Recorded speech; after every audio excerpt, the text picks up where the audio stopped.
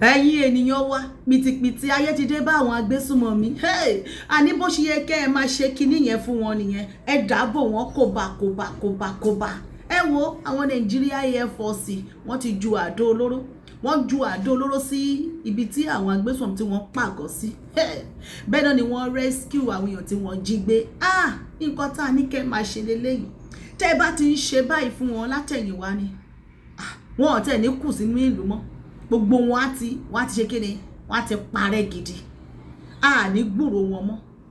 Ṣùgbọ́n tó bó ṣe rí bó ṣe ń lọ yìí, ẹ ti mọ̀ wípé ó ti ń lọ díẹ̀díẹ̀ náà, ní gbúrò wọn mọ́ lórí ilẹ̀ wa. Àwọn Nigeria military, àwọn Nigeria Air Force àti gbogbo ẹ̀ àtológun tòfurufú àti tilẹ̀ àti torí omi, gbogbo wọn ni wọ́n jọ ń ṣe papọ̀ báyìí. Ẹ wo àdóló tí wọ́n jù sí wọn lẹ̀ ń wò yẹn, ẹ máa wo fídíò yẹn, ẹ ti rí wọn chákó bó ṣe mú wọn ọba sá síbí, wọ́n ká wọn mọ́bẹ̀, bọ́ sá sọ́tún, wọ́n ká wọn mọ́bẹ̀, bọ́ fẹ̀yìn lọ ìgbàm. Kudos to you, àgbè fún yín o. Wọ́n ti fún yín ní ọ̀dà, wọ́n ní wọ́n tírẹ́nì yín ni láti páyín wọn. Ẹ má sọ wípé we need order lọ́wọ́ ta ni. Wọ́n ti sọ látòṣù tó kọjá wípé ẹ má dúró de your enemy. Àwọn agbésùmọ̀mí, ẹ̀yin Nigeria military, ẹ̀yin Nigeria Air Force, enemy yìí ni wọ́n jẹ́. Tẹ́ ẹ bá ti mú wọn bí kí tẹ́ bá ká wọn mọ́, ẹ yàn wọ́n nǹkan. Ẹ wo àwọn 14 tí wọ́n jí gbé ní Kogi, wọ́n ti gbà wọ́n sílẹ̀ o. Àwọn Nigeria military pẹ̀lú ìfọwọ́sowọ́pọ̀ àwọn ẹlẹ́ṣọ́ ààbò local vigilante ní Kogi state, ní ìjọba ìbílẹ̀ Kaba ní Okunland, bí tí wọ́n ti lọ ṣọṣẹ́. Àwọn ẹlẹ́ṣọ́ ààbò wọ́n ti lọ gbà wọ́n sílẹ̀, àwọn 16. Ẹ wo àwọn ni wọ́n ń gbé jáde yẹn, ṣùgbọ́n wọ́n wá ní ìbọn ba ẹnìkan nínú wọn. Kọ́lọ́n kó bá wa tu ẹbí ará ojúlùmọ̀ ẹni tí ìbọn bà nínú wọn ní ara àwọn tí wọ́n jọ lọ carry operation yẹn, wọ́n lè rí yẹn. Bákan náà ni ní ọ̀sẹ̀ tó kọjá, ìyẹn ni ọjọ́ àìkú tó kọjá, kì í ṣe ilé tó kọjá ní ìjẹta yìí o, tọ̀sẹ̀ tó kọjá lọ, wọ́n ṣe ìkọlù sí ilé ìjọsìn Catholic ní agbègbè Afa ní ìjọba ìpínlẹ̀ Enugu. Ibẹ̀ ni wọ́n ṣe ìkọlù sí ní ìjọ Catholic Church. Wọ́n kó àwọn seminarian, wọ́n kó wọn lọ. Ṣùgbọ́n nígbà tí a máa rí ìròyìn tó jáde báyìí ni wípé lẹ́ni tó jẹ́ ọjọ́ 11 oṣù kẹjọ 2026, wọ́n ti bà wọ́n. Àwọn tí wọ́n wá ṣe ìkọlù sí ilé ìjọsìn Catholic Church yẹn, tí wọ́n kó àwọn seminarian lọ, wọ́n ní ọwọ́ ti bà wọ́n pẹ̀lú àwọn owó, ẹ wo, àti dọ́là àti náírà àti gbogbo àwọn nǹkan ìjà olóró ọwọ́ wọn, pẹ̀lú gbogbo àwọn nǹkan tí wọ́n ń lò pátá ni wọ́n gbà lọ́wọ́ wọn. Òun lẹ rí tí wọ́n bá wa kó sórí tábìlì yẹn, a fi ohùn sí, ẹ bá wa gbọ́ ọ̀rọ̀, ẹ bá wa gbọ́ nínú fọ́nrán yìí bí ọwọ́ ṣe bà àwọn tó lọ ṣe ìkọlù sí ilé ìjọsìn Catholic Church. Gbogbo yín pátá tẹ́ ń bá ní ìlú ìjẹ́ bí ọwọ́ ṣe máa bà yín nìyẹn. Jẹ́ ká gbọ́ ọ̀rọ̀ lẹ́nu wọn. The kidnapped victims were all recovered and they have been returned safe. None of them lost their lives or were harmed. The security forces made sure in our recovery process that we were very particular about safeguarding lives. Usually in endeavors like this, the criminality of this process has an economic component, which is ransom. For us, and in this particular operations, with the gentlemen, our very fine collaborators in the DSS and the military, part of what was used was the ransom amount as bait, as part of our strategy. That was not the only strategy. And once this operation was completed and considered successful, the amount of monies that were paid were all fully recovered.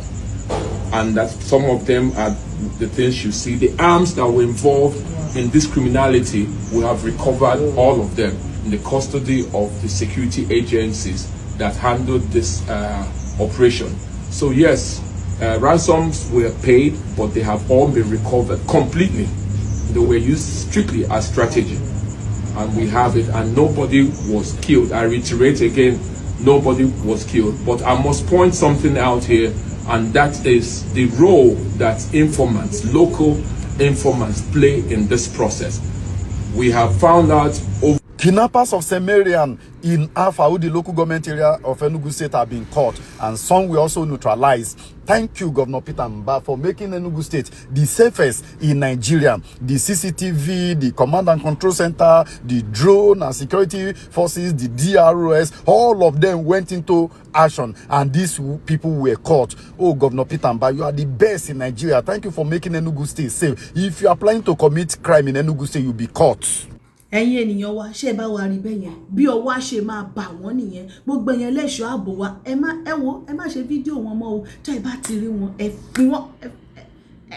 fi wọn mọ́ kọ́nà kan ẹ ká wọn mọ́ ibì kan tó jẹ́ wípé wọn ò ní lè gba wájú wọn ò ní lè gbẹ̀yìn kẹ́yìn wọn nǹkan mọ́ bẹ́ẹ̀ tẹ́ ẹ bá ní káwọn bá rí pé gbogbo kinní wọ̀nyẹn ó ti ń lọlẹ̀ wọ́n ti ń ṣe kinní yẹn fún wọn pìtìpìtì ayé ti bá wọn o pìtìpìtì ayé gidi ó ti bá wọn gbogbo bí wọ́n ṣe lọ́wọ́ ń bà wọ́n bí wọ́n ṣe lọ ṣe kọlù sílé ìjọsìn ní Enugu nìyẹn Catholic Church wọ́n ti mú àwọn lẹ́rí yẹn pẹ̀lú owó lọ́wọ́ wọn ẹ wá wo àwọn tí wọ́n lọ rescue àwọn tí wọ́n jí gbé ní Kogi 16 wọ́n sì lọ rescue wọn náà ẹ jẹ́ ká wo fọ́nrán yìí.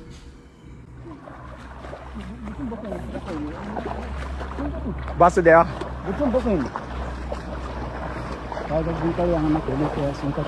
Ina ɗayan. Duka wanda aka sace. Salon. Careful with these bridges, please. I beg. Ṣé ẹ bá wa rí pé ọwọ́ ti ń bà wọ́n bí ọwọ́ adẹ̀ ṣe máa bà wọ́n nìyẹn tí ilẹ̀ Yorùbá tó fi máa ní ìsìn tó lóko á lè lọ sóko olóko á lè lọ sóko ọlọ́jà á lè lọ These people, only God knows what they don't go through.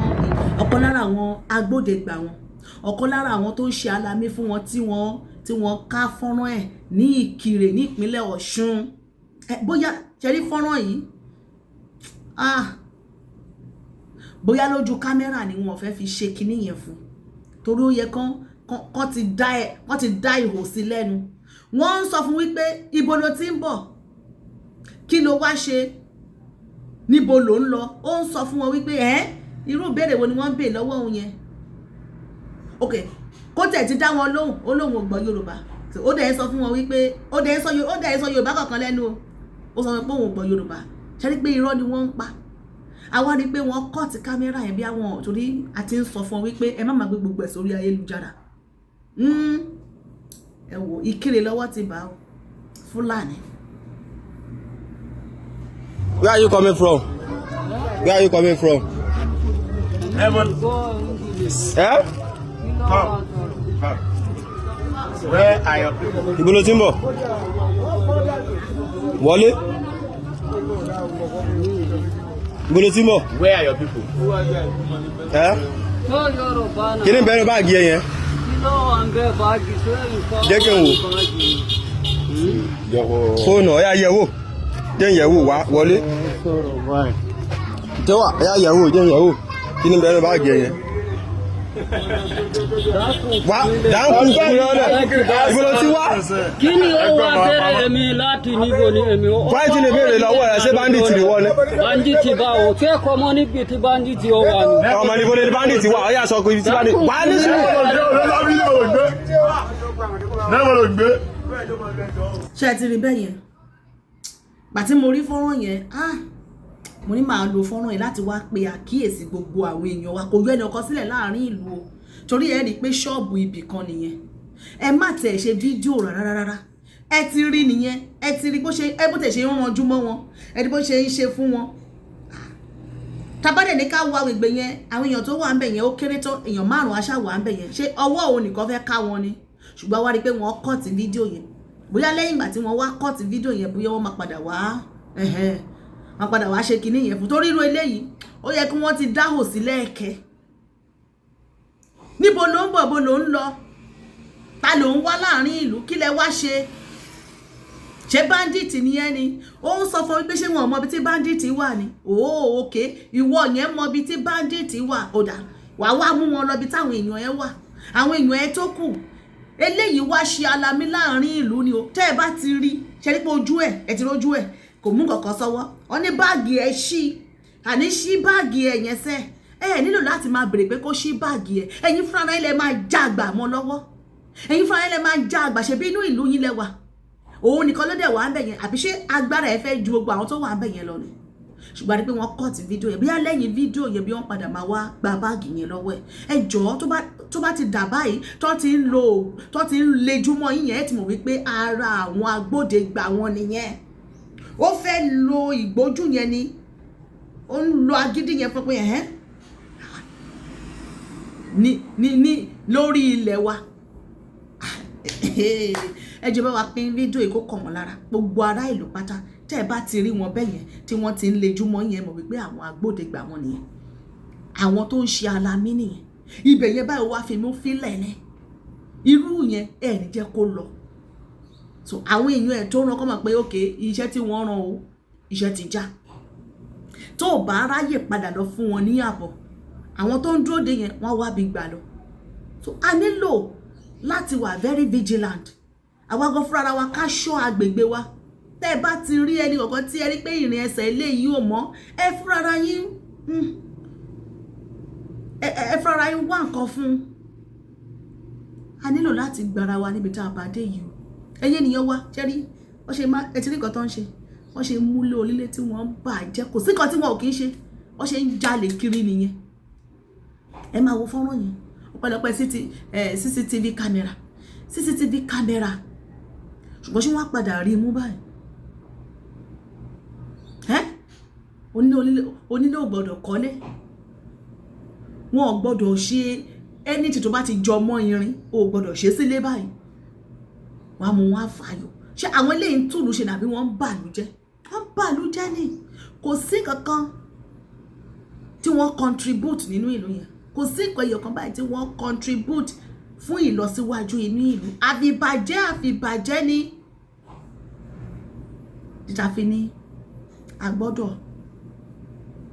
dá dúró nìyẹn pé ó kó kì í jẹ́ ti bàbá tọmọ kó má ní àlà àwọn ẹ̀yà eléyìí wọn ò ṣe bá ń jókòó pọ̀ o kì í ṣe àwọn tó yẹ kéèyàn jọ jókòó pọ̀ ni bẹ́ẹ̀ sọ pé òun jọ ń ṣe ìlú kan lábẹ́ òrùlé kan pẹ̀lú àwọn ẹranko báyìí ẹ wo bí wọ́n bá ń lọ tí wọ́n ṣáà kófì ní wípé irin rèé wọn ò tẹ́ ẹ fẹ́ wo iye owó tẹ́nìyẹn tó fi kọ́ ilé yẹn bí wọ́n ṣe fẹ́ bàjẹ́ bí wọ́n ṣe fẹ́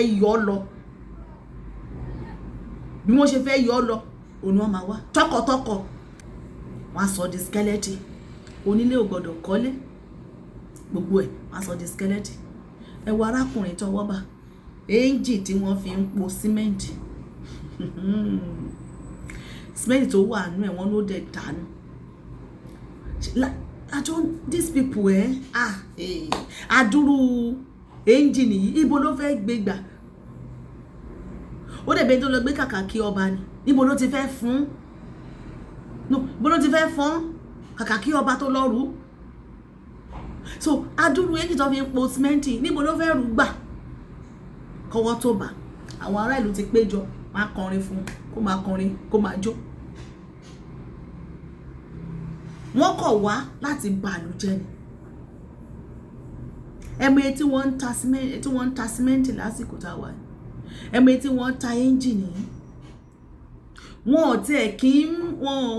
ò tẹ̀ ní pity mind pé símẹ́ǹtì tó fẹ́ dà sílẹ̀ yìí tó dànù yìí o èèyàn ló ní o bó jẹ́ ọ̀dà tó fi ń kun ilé náà ni wọ́n bá ọ̀dà nínú ẹ̀ wọ́n á mú ọ̀dà yẹn wọ́n á dànù wọ́n á ru gbogbo kìíní ẹ̀ nǹkan tó ike yẹn náà fẹ́ gbé lọ èló ni wọ́n fẹ́ ta ike yẹn èló ni wọ́n fẹ́ ta kì í ṣe iye tí ẹni tó ní nǹkan ọ̀rà náà fẹ́ lọ ta o àwọn lè lọ gbé ta ní 500 kò kàn wọ́n mọ̀ ń ṣe àwọn nǹkan wọ̀nyẹn wọ́n fẹ́ dá ìṣẹ́ àti òṣì kalẹ̀ sáàrin ìlú ni àwa ni ká fúnra àwa ni ká ronú ara wa ẹyẹ ènìyàn wa a ní ká fi tó wa létí ni pípítà ayé ó ti bá wọn o ọwọ́ ń bà wọ́n àwọn tí wọ́n jí gbé náà wọ́n ti rescue wọn kudos to you ẹ̀yin Nigeria military o tó bá ti rescue àwọn èèyàn wọn náà wọ́n ti rescue wọn ká gbé fún wọn tán ẹ kú iṣẹ́ tó yẹ pé báyìí ni wọ́n ṣe ń ṣe látẹ̀yìnwá ni wọn bá má ti kù sínú ìlú mọ́ wọn bá ti ṣẹ́gun wọn tán ṣùgbọ́n àwa ìran Yorùbá ẹ jẹ́ ká ronú ara wa pé àwọn ẹ̀yà yìí o wọn ò ṣe bá ń gbé papọ̀ o ó léwu Elédùmarè adé ọ̀run wa lọ́wọ́ àní dààmú ẹ̀yin ènìyàn wa ní orí ìkànnì wa náà níbí ni èmi náà lọ́mọ yín ọ̀rẹ́ yín olólùfẹ́ yín àbúrò yín Àṣàkẹ́ TV show ẹ máa bá wa pín ètò wa ẹ bá wa subscribe sórí YouTube channel wa Àṣàkẹ́ TV show gbogbo tẹ́ bá ti kọ kẹ́ẹ̀rí ó máa gbé jáde Àṣàkẹ́ TV show ẹ bá bẹ́ẹ̀ ẹ bá wa subscribe torí subscriber yẹn ó lóògùn ó yẹ kó ti jù yẹn lọ ẹ bá wa subscribe ẹ bá wa pín ètò wa ṣó dá báyìí ẹ bá wa máa pín ètò wa ẹ dẹ̀ máa bá wa fi èròǹgbà yín sí abẹ́ ọ̀rọ̀ àríwísí yẹn náà dá comment section ká nípàdé ayọ̀ ìpàdé wa bí oyin ire kàkà láyọ̀.